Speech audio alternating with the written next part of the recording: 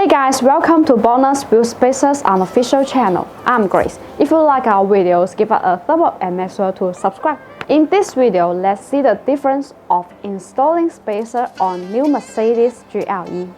Let's get it.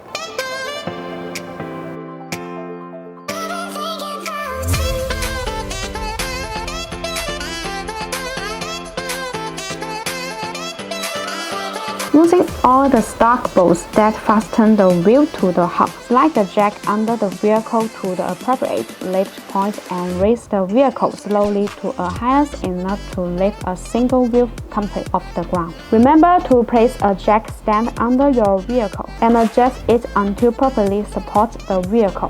Finish removing all the lug bolts on the raised wheel. Hold the wheels with your hands to prevent a sudden drop, and slowly slide the wheel off the hub and set it to the side for now. Spray brake cleaner on the wheel hub assembly and the rotor head and wipe it down with the emery coat. If the hub is dirt, rust or patent, use the emery coat to clean up the surface. Wipe down the entire hub surface by a tool, ensuring it is clean and smooth. Slide the BONOSS BL series wheel spacer on the wheel hub assembly and align the holes in the spacer to the thread holes. Install a wheel hanger. Slide the wheel onto the wheel hub assembly as well as the wheel hanger that produces from the wheel spacer.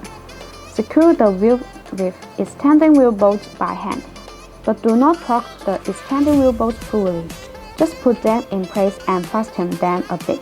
Repeat this step with the rest of the extending lug bolt. Remove the jack stand. Use the jack to roll the vehicle slowly until the wheel is in full contact with the ground, and then remove the jack. Use a torque wrench with the manufacturing recommended torque certification to sum up a start pattern to ensure that the load is applied evenly. Let's see the difference. The wheel spacers push the wheels out slightly, giving it a more fresh look with the fenders. If you want to buy the BONOSS Mercedes wheel spacers, please make sure to see the link down on the description. Thanks for watching and have a great day.